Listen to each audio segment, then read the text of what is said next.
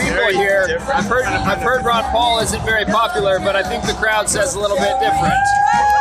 Yeah! Yeah! Ron Paul!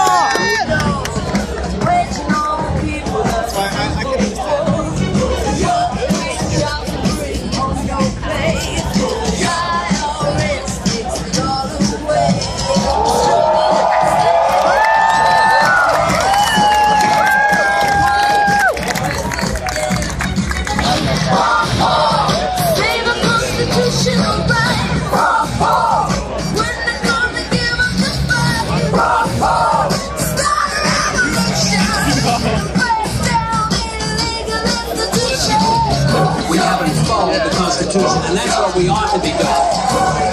The system that we have today is ripping off the middle class and the poor. Can you imagine how great a nation we'd have if we didn't have the Federal Reserve System printing all the money? Save a constitutional right. When the country give us a fight. Start a revolution. Break down, break down, break down, break. Save a constitutional right.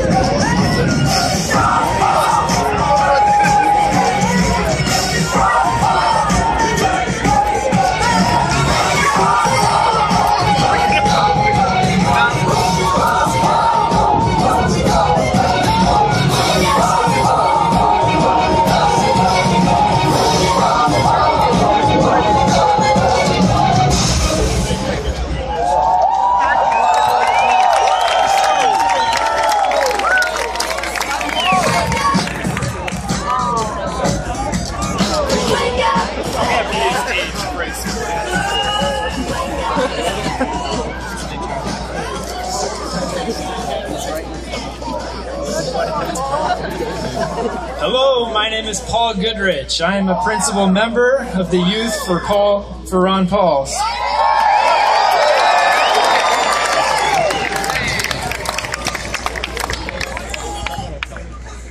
This event has been sponsored by the student organization Youth for Ron Paul.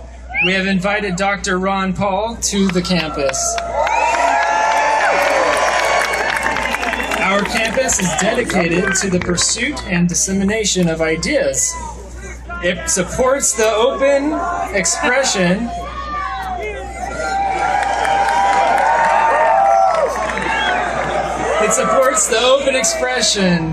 of ideas, even if these ideas may be unpopular or controversial. Speakers who are invited to our campus have the right to express their viewpoints and be heard. I would like to remind tonight's audience of UCSD policies protecting the First Amendment rights of guest speakers.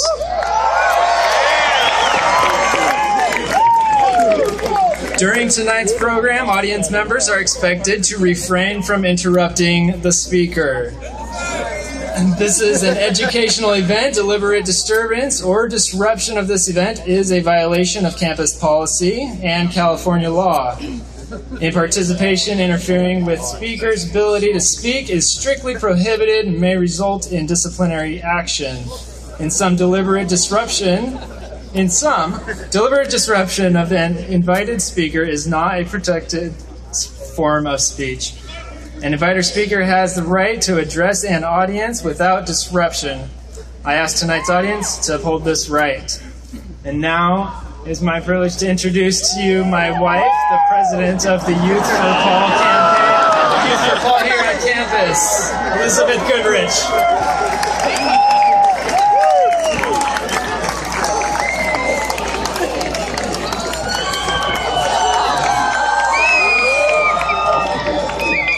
You're all a little disappointed it's me, aren't you? All right, well, I'd just like to say good evening and welcome to UC San Diego. I'm Elizabeth Goodrich, and I'm president of San Diego's Youth for Ron Paul. Before I begin, I would just like to remind you all that California does not have an open presidential primary. And so if you're planning on voting for Ron Paul on June 5th, do not forget to get your Republican registration done tonight. There are lots of volunteers here ready to get you registered and ready to go. Tonight, I have the honor of introducing to you one of those rare breeds in history. A man known for his commitment and passion to liberty and prosperity.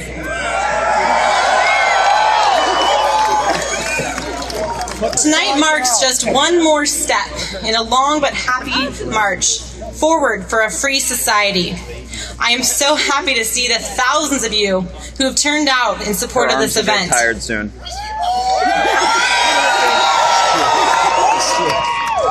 We are a young, tireless generation, and it is only the bold, sure words of this man that have made sense in a decade of unconstitutional wars and government encroachment upon our freedoms without any regard for our natural rights. Many of us have heard his inspiring words of freedom as he's looked politicians from both the left and the right in the eye and said things like, "It's time we quit this. It's trillions of dollars we're spending on these wars." For many of us, for the youth of which I am a part, this election, this meeting tonight, represents not the finish line, but the starting line. Moving forward for a government of common sense. Moving forward to a foreign policy of friendship and peace. Moving forward for a domestic policy of freedom and prosperity. Tonight, we have the privilege of listening to a great champion of liberty. Tonight, we'll be reminded of what liberty means and get a chance to ask ourselves, what does it truly mean to live free? Tonight, we will get to listen to a man who's been fighting for our freedom for decades, before many of us were born. And guess what? Tonight, he is still fighting for your and my freedoms. And so, it is my honor and my great pleasure to introduce to you the champion of the Constitution and the next President of the United States, Congressman Dr. Ron Paul.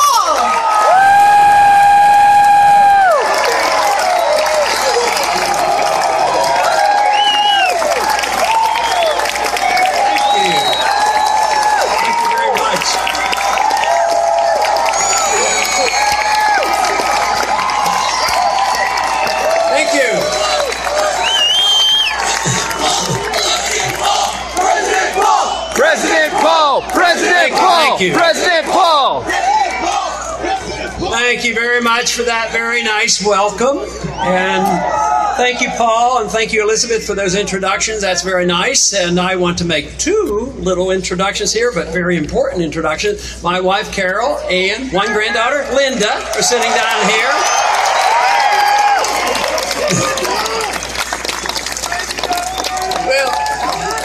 It does look like a lot of people here. You know, sometimes we get thousands of people out. And then sometimes the next day they'll say in the paper, yes, there was a very nice rally on such and such campus. Hundreds of people turned out. So I can see hundreds of people turned out tonight, and it is great.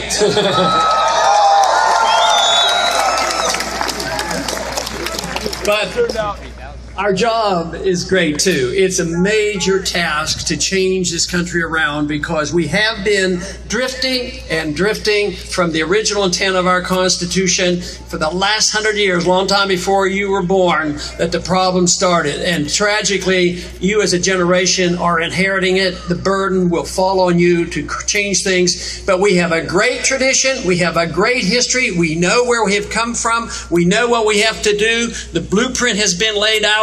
So let's all of a sudden decide that we're not going to send anybody to Washington that doesn't believe and will follow the Constitution of the United States.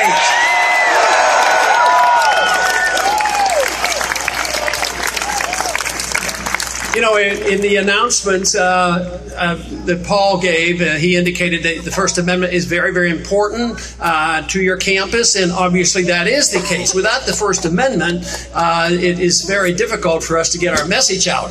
But I want to make sure the First Amendment is protected on the internet as well.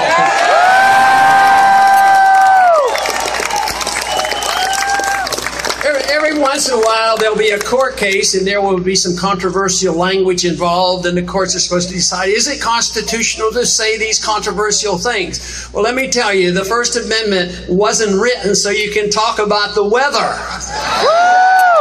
It was written so we can talk about controversial things and even challenge our own government.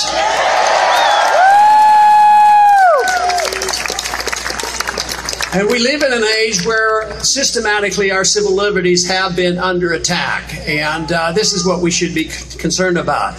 The answer comes for so many of our problems by just understanding what liberty is all about. And liberty doesn't come because we belong to a group. You don't have liberty because you're a hyphenated American anyway. You have liberty because you have a right to your life, you have a right to your liberty, and you should have a right to keep all the fruits of your labor.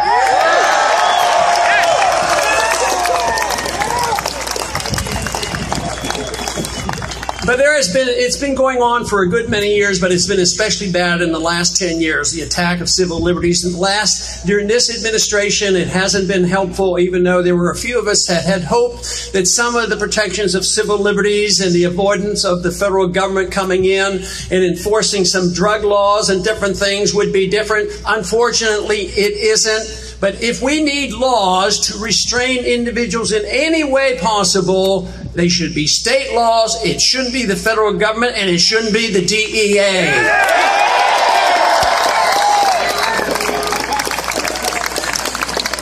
We know about the case of Daniel, one of the students here, of being arrested and thrown in a prison and forgotten for 5 days.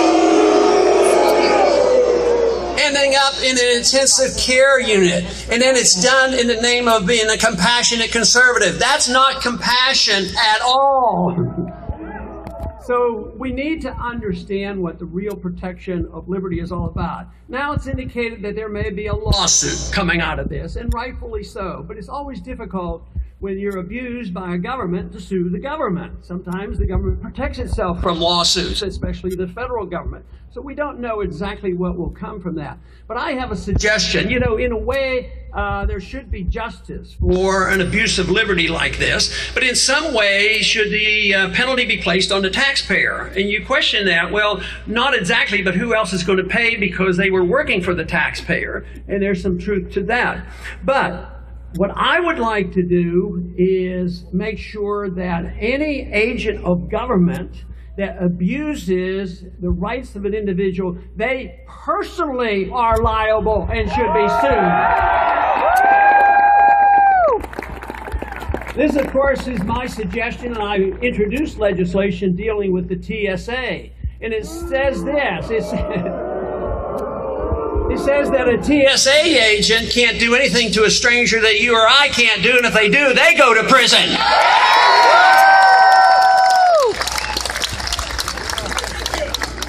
Our government is actually out of control. It's moving in the wrong direction. It believes it has the authority and the moral responsibility to make individuals better people and that they can protect you against yourself. Governments are incapable of doing that. And if they assume that that is their right and a role, they cannot do it without the destruction of liberty. So first we have to cancel this notion out that the federal government, any government, can protect us against ourselves. In a free society, you should be allowed to lead your life as you choose, but suffer the consequences if you make a mistake, but also that the government can't come in and tell us what we do with our personal lifestyles.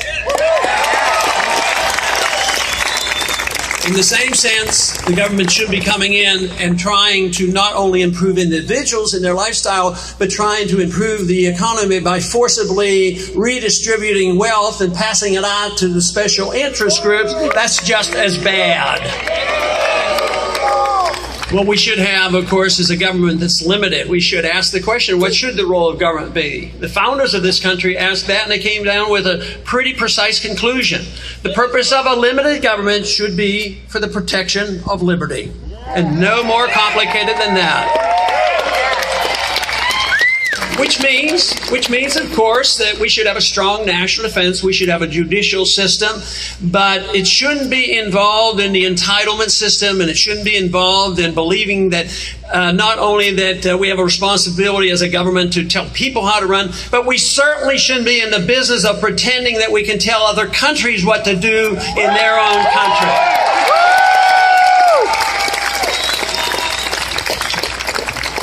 You know, there's a recent case in the news today. The young man, Chin, the blind Chinese individual that was being harassed by his own government. His civil liberties obviously sounds like they were abused, and he goes into the American embassy, and now he was released, and it's a diplomatic controversy that is going on.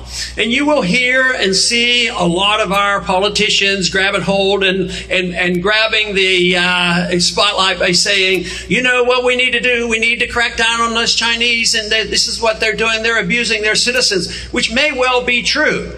But how much authority do we have, and how much benefit do you think we have in lecturing and changing China at the same time what's happening to the civil liberties of individuals here in this country?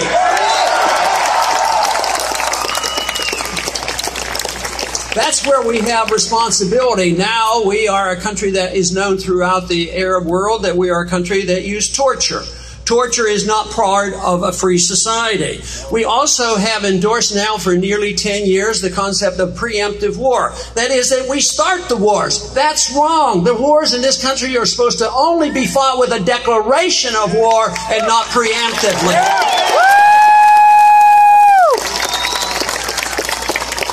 And also, we had something that was recently passed this year that I believe that most of us should agree that we should repeal it. And that is that provision in the Defense Appropriation Act. That idea that the federal government can use the Army to arrest American citizens. That's a violation of our civil liberties, too. So I believe our responsibility as individuals in this country, as people in the government, and as a president, that we should try to set a standard of protection of all liberties, economic and political liberties. And if we do a good job, maybe other countries would do much better themselves, but we can't force it upon them. We cannot invade other countries and tell them, we are going to tell you how you live. We should set a standard, and hopefully they will want to emulate it. Our job here is at home.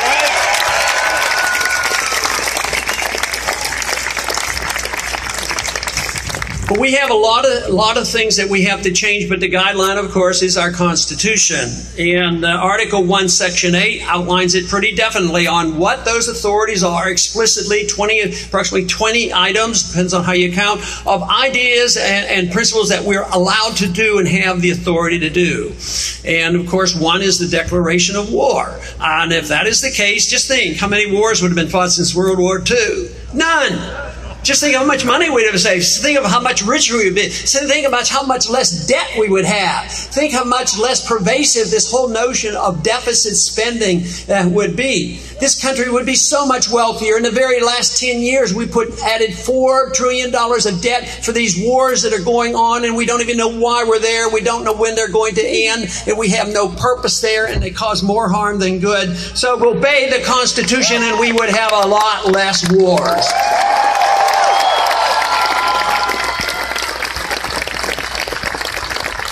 Of course, the Constitution is very clear about the monetary issue. The monetary issue is very clearly stated that the Congress has the responsibility of providing a legal tender only silver and gold. No paper money, no central bank, no Federal Reserve System at all.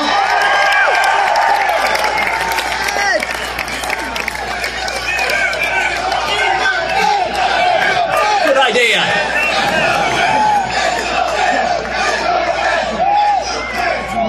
That argument started immediately after the Constitution was written. Jefferson and Hamilton argued about it, and we had a first national bank, and Jefferson got rid of it. And then there was a second national bank, this attempt to have national banking and central banking. And then Andrew Jackson, another gold standard person, got rid of that bank. So let's look forward to the day, hopefully in the near future, we have a president that will get rid of this third national bank.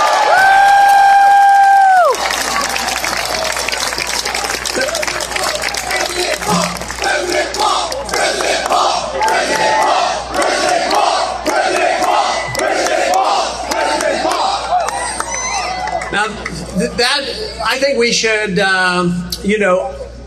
next year, 100 years, the Federal Reserve will be 100 years old in 2013. So I would say the appropriate celebration will be the repeal of the Federal Reserve Act next year.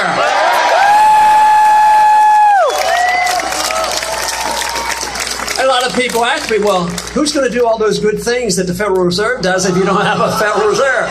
I said, yeah, like not bailing out the rich bankers and bailing out Wall Street and bailing out everybody. So, no, the central bank does not help the average person. But they claim they do. They claim they're protecting everybody. But, yeah, they bail out the banks. They give free money to the banks, and they send it back to the government, and they make 2 or 3 points on this. At the same time, the people who save and want to take care of themselves and act responsibly, and they put their money in the bank and they have a CD, what do they get? 1%? Yeah. And then the inflation rate might be 6%, and then they wonder why they're getting behind. The American people are getting behind. The standard of living has dropped for most people in middle class, especially those on fixed incomes, in the last 10 years. And this is why people feel unhappy about the way things are going. And this is the reason I'm sure young people graduating from college, you come out with debt, you have trouble finding jobs, and the country is indebted, and the wars are endless, an entitlement system that entitles the well-connected to the benefits, and then the people who were supposed to be helped, like the people who were going to get these free houses and easy credit, they ended up losing their jobs and losing their houses. It's a system that doesn't work, and this is what has been confirmed in these last 5 years. And the reason why there's so much attention given to the freedom movement is the evidence is out on the table that welfareism, inflationism, and socialism does not work. What we need is freedom in this country and a lot less government.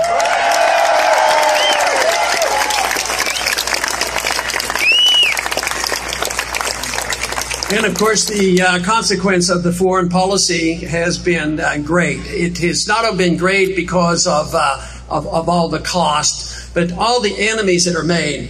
They talk about, well, is the Al-Qaeda gone? Will there be any more Al-Qaeda? And the real story is that there's a lot of people out there that still dislike us, and they're going to dislike all of us because now we've taken it upon ourselves to say the global war on terrorism is global, and we have the authority and the responsibility to look at every square inch of this country in the world, and that we have the capability to hitting any postage stamp spot to kill those bad people. And guess what? We're doing it, and guess what? Sometimes we miss. Sometimes the kids get killed, and sometimes innocent bystanders get killed. You don't build friendships that way, and believe me, we are more vulnerable, we are less secure because of that type of foreign policy than if we followed one of friendship and trade with countries.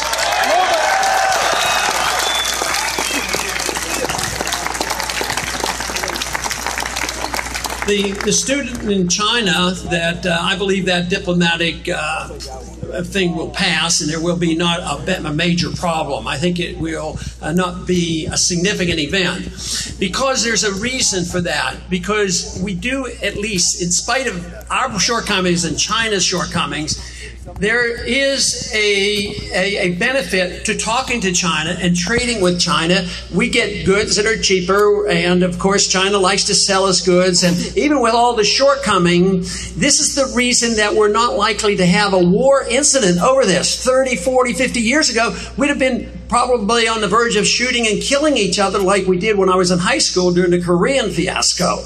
But now, because we trade with people, they have second thoughts. This is why trading and friendship is so important. The founders talked about that and said that we should do that. But what do the enemies of our movement say?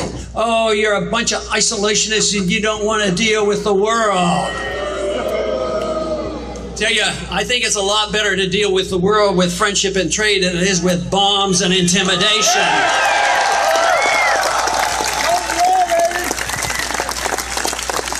Unfortunately, we've only had two options on foreign policy. One option would be to go to a potential dictator and talk him into being our friendly dictator, and then we give him a lot of money. And then if we finally dislike that friendly dictator or he turns on us, then we start bombing them. So I would say there should be a third option, that option, at least talking to people. The 60,000 diplomats that we have in the State Department, I think we ought to put them to work. Let them practice a little diplomacy once in a while. But unfortunately, those in charge right now are much more enthusiastic about the intimidation.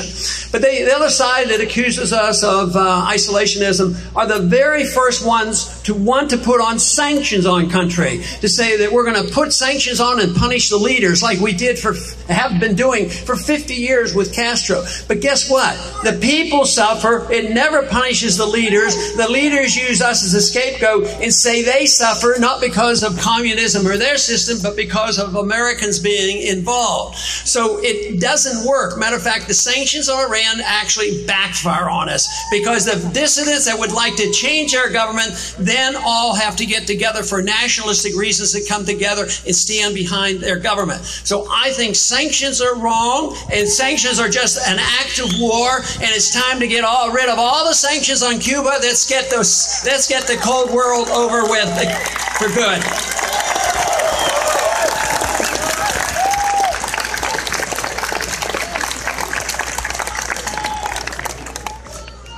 The Soviet system, when I was in the Air Force in the 60s, there was a pretty serious Cold War going on. There were missiles in Cuba, and we had to be alert. The world is quite different now. But the whole effort that is being made by us, I think, is overdone. I think we just do way too much at the wrong time and spend too much money, and we make too many enemies. So what we need to do, obviously, is change this foreign policy. And the foreign policy is one that's been around a long time, and it was actually started by Woodrow Wilson and at the turn of the last century.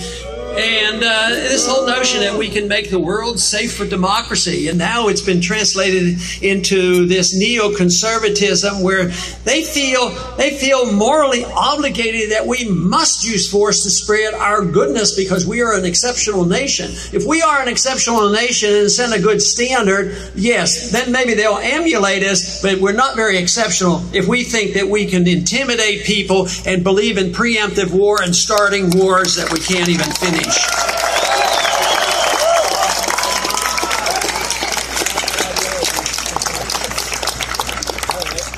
So we have a long way to go because, unfortunately, the leadership in both parties are very much in agreement with much of the problems that we have today. If you look at the foreign policy, does it ever change? I mean, we elect a Democrat. We hope the Democrat will be less warmongering. And, of course, there was some encouragement. He won the Nobel Peace Prize for peace. So what the heck? We're on our way. So then the next day he expands the war and invades another country. So it doesn't work. And, of course, when we get the Republicans in charge, the Republicans are the fiscal conservatives. And just look at what's happened. When we had the House and the Senate and the presidency, the Department of Education doubled in size. The prescription drug program started satisfying the drug companies and the big businesses. That gets passed and added on. So, and the deficits explode. So what we need is a constitutional president that will not yield to those temptations.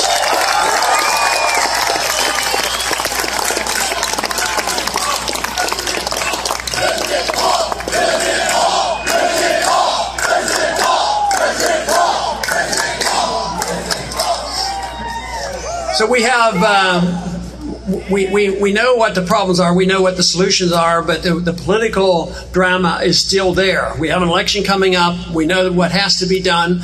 We don't know what the results will be in California. I do want to report to you, though, that we have spent a fair amount of time in California. We've spent 2 weeks here, and the campuses have been very welcome and open to our ideas.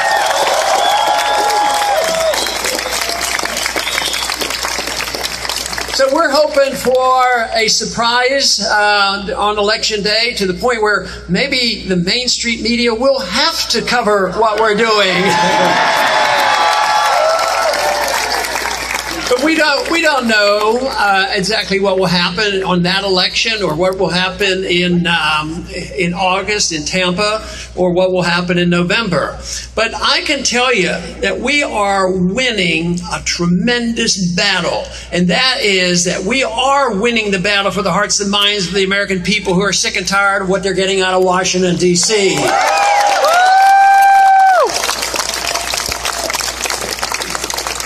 You know, I think about winning or losing the individual battles and what we strive for to win the ultimate battle. I think of a conversation between two colonels after the Vietnam War.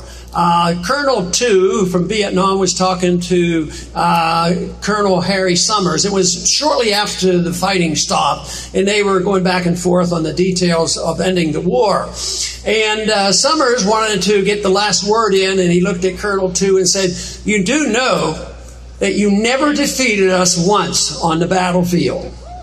And 2 said, "Colonel, you're exactly right, but it's irrelevant." It's irrelevant because they won the war. Because they were representing the hearts and minds of people who thought the French and Americans didn't have a right to be in their country, trying to settle a civil war. So when you're fighting for your country, it's a lot different, and you do end up ultimately very often winning. And just think of how many years, decades, hundreds of years, or centuries that the people of Afghanistan said, "We want to run our own life. We have enough problems. We'll take care of them. But we don't want the Soviets in here, and we don't want the Americans in this country. We want you out of here now." It's always much easier if you're defending a homeland to ultimately win the battle. But when the military has tremendous force, you can lose a lot of battles, but you eventually will lose the war.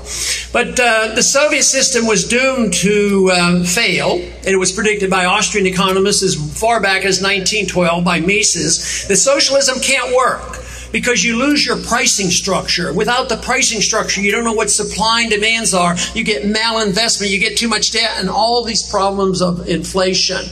So, but he said that it would fail, and it did.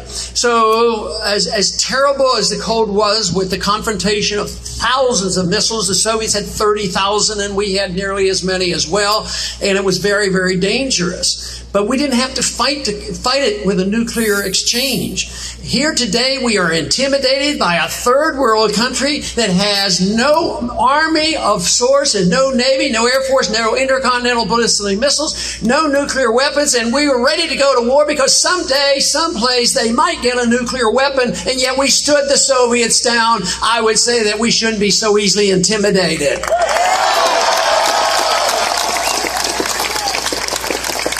Now, the Soviets were defeated for a very precise reason. For economic reasons, they overextended themselves, which empires almost inevitably do. They overextend themselves, they spend themselves into bankruptcy, and their economic system collapses. Now, bin Laden had a precise plan to get us more involved in the Middle East by sending individuals over here to cause harm, because he thought that we might then take the bait and go over there and occupy at least one Muslim country. Of course, how many countries are we in now? We can't can't even count them. There's so many. His plan was to get us involved in one country and get us bogged down in the war over there. His other plan was to cause dissent in this country. He was, I'm sure, thinking about the dissent of the 1960s of the Vietnam War. But the other plan that he had was to bankrupt our country by overextending ourselves overseas. And here we have done exactly what he was looking for us to do, and we have sacrificed another 8,500 Americans, 40,000 Americans severely wounded, hundreds of thousands begging and pleading for help at the Veterans Administration.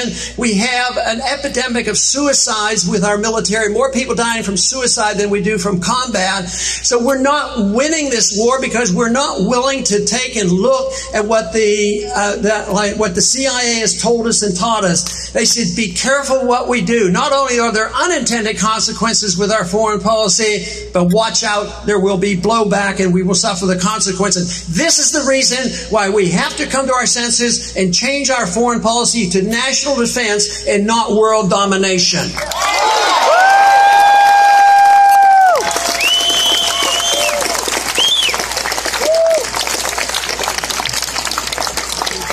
The intellectual revolution is well in place. There was an intellectual revolution prior to our first revolution that lasted probably 100 years. And the founders were well versed in history. They knew about the Magna Carta. They knew about Old Testament history. They knew the dangers of kings. So they were well versed about property rights. And finally, there was a political action, which was the revolution and the writing of the Constitution.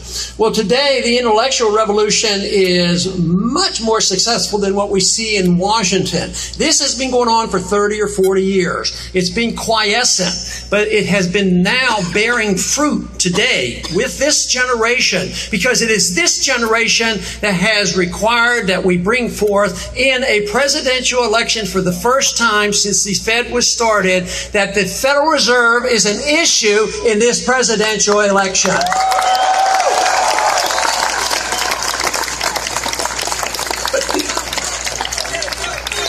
But the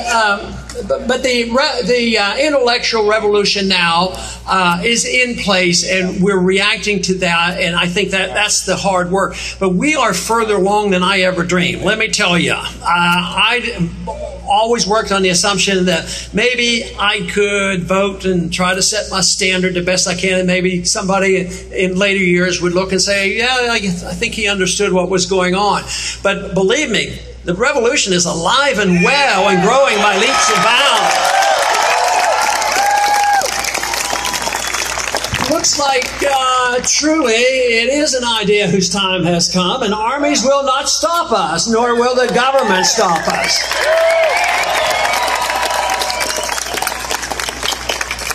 You know, in the 1960s, they had a saying that if you weren't a bleeding heart liberal when you were 20, you didn't have a heart. And then they also said that if you weren't a good conservative by the time you were 40, you didn't have a brain. And I'm suggesting that the freedom movement has both a heart and a brain at the same time.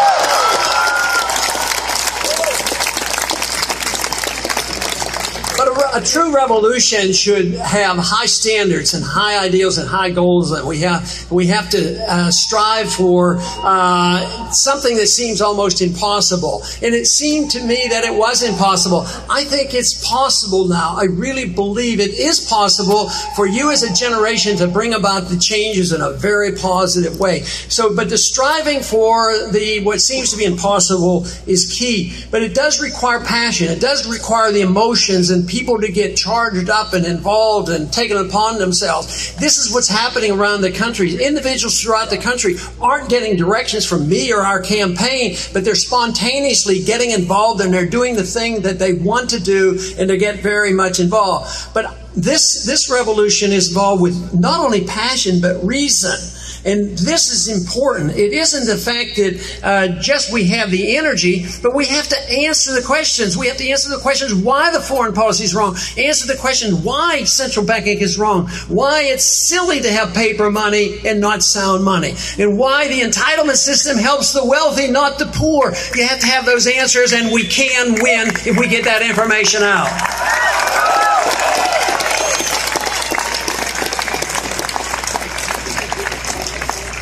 And it is true that the harder and the more difficult the conflict seems, the greater the sense of satisfaction is when we win.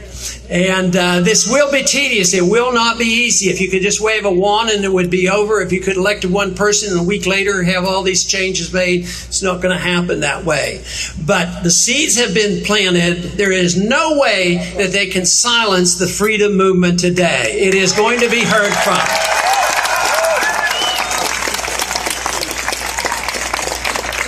One thing about freedom that I think is so important, I have many times said that freedom is popular. And there's a very good reason why it's popular, because when it is popular, it means it should be popular with everybody. Freedom shouldn't benefit one class of people or one group of people. It should benefit all of us, and it should bring people together. Not because we know what people should do with their lives or how to spend their money, but precisely the opposite. But we should be able to come together because of the diversity, because we want to protect diversity. We want people to have their own lifestyles and not be told how to run their own lives. And of course, in the economic sphere, we want people to have the incentive to work hard and save and spend the money they want. But the big problem is some people might not do a very good job, and that's what invites the do-gooder, the nanny state mentality to come in and say, well, he won't take care of himself, we have to do it, and he might use his freedom in a certain way, and we have to make sure that we look after him.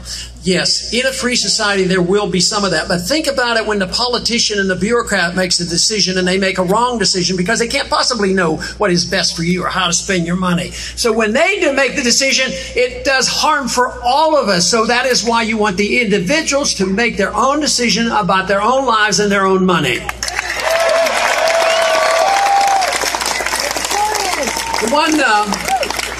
The one other problem with freedom, because people will misuse it, the one rule is you can't ever use it to hurt anybody else. But the other thing is that people are conditioned to believe that if you legalize freedom of choice on what you put in your mouth or what you put in your lungs and what you eat and all these things, that means you endorse what they do. But that's not true. You don't endorse what people do with their freedoms. We don't endorse religious freedom. Some people have various religions. Some people have no religion. But we don't, because we have freedom of religion, we don't endorse it. Intellectually, we don't say, well, we have freedom to study whatever we want. But that doesn't mean we endorse what people read or what they do. But unfortunately, for now, quite a few years, 100 years maybe, we have gotten this notion that if we allow people to make up their own minds about what they put in their bodies, it could be wrong, and therefore we have to regulate. It's gotten to such a point now where you are losing your right to decide whether or not you can drink raw milk. I think in a free society, you ought to be able to smoke what you want and drink what you want. And if you do any harm to anybody else, you're in big trouble. If you do harm to yourself, you have to suffer the consequences, and you can't go begging for help from your neighbor.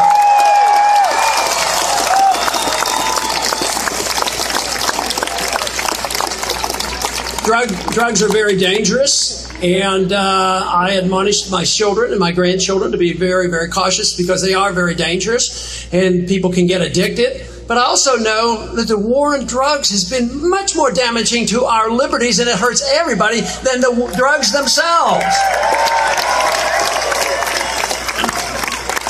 And also, if you're worried about addiction, what are you going to do about the addiction of prescription drugs? That's where the real problems are.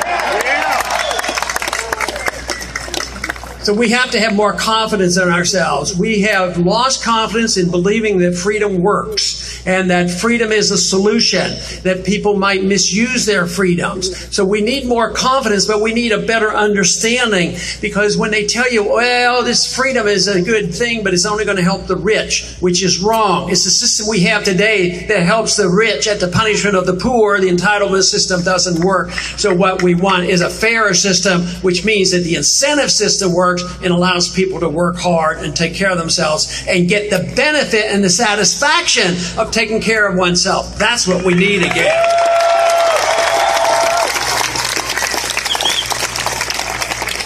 The ultimate goals in life are something very personal. Some people might not have much goals at all. Some people might want to be educated and they might not want to work.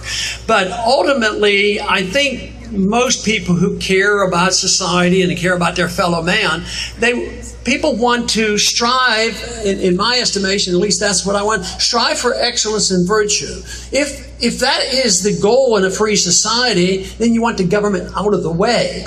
Because when government gets in the way, they ruin the whole thing. They just mess things up.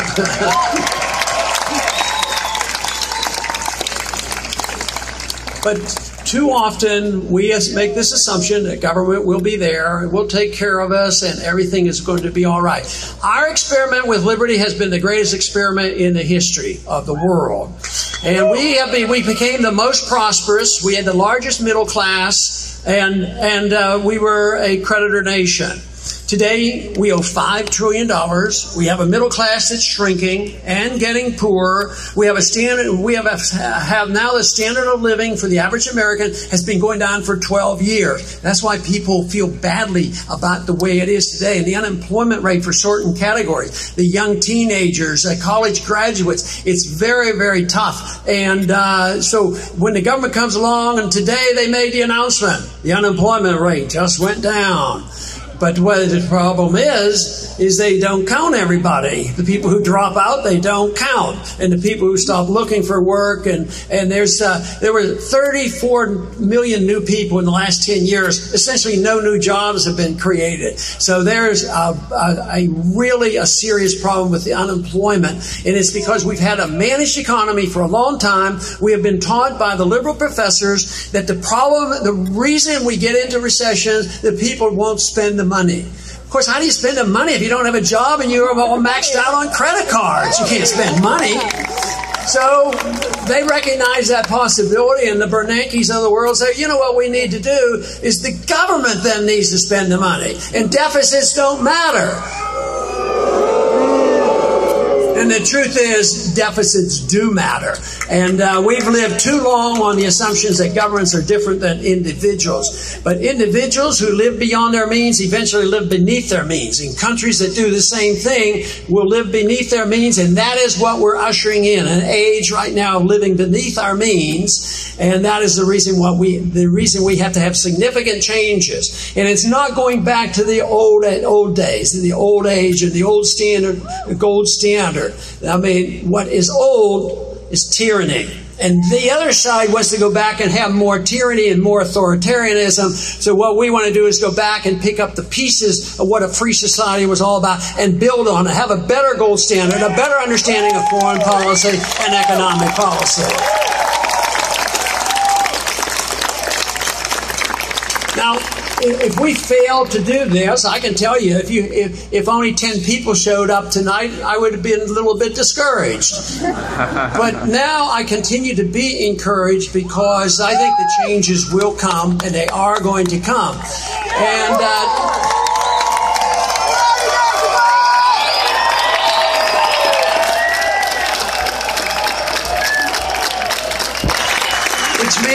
Which means if we lose a battle here and there, don't get discouraged, because we're going to win the war. And we have a better advantage than any other country because we have great traditions. We did have the freest society. We have a good document if we'd only follow it. We knew once what sound money was all about. We had a good concept of private property and contract rights. Today, of course, the government cancels contracts more than they enforce contracts. We used to have a good, sound understanding about private property rights. That's been under systematic attack. So when we get to this point of returning and picking up those pieces, we can restate those principles of sound money and property rights and contract rights, a sensible foreign policy and balanced budgets. And the emphasis on the most important issue is the emphasis on the individual. The individuals who we all have this natural right, not because we belong to a group. We should never get benefits because we belong to a group, and we should never get any disadvantages because we belong to a group. And And if that is the case, I believe we will all come together, and the groups will be diverse. And I think our campaign has demonstrated this, because one of the real challenges is going to some of the Republican primary debates. And because the message is a message for more people than just in a narrow group, because it is a message for fiscal conservatives, it's a message for those who believe in civil liberties, it's a message who wants a different foreign policy. And instead of compromising our principles and saying, well, I'll give this and maybe try to bring people together, that's what they did for decades. The liberals and conservatives got together in spending. And of course, they exhausted all the wealth. But now we can't have that type of compromise. We have to stand on principles that will appeal to different groups and bring people together for different reasons. And that issue is individualism and freedom for that individual.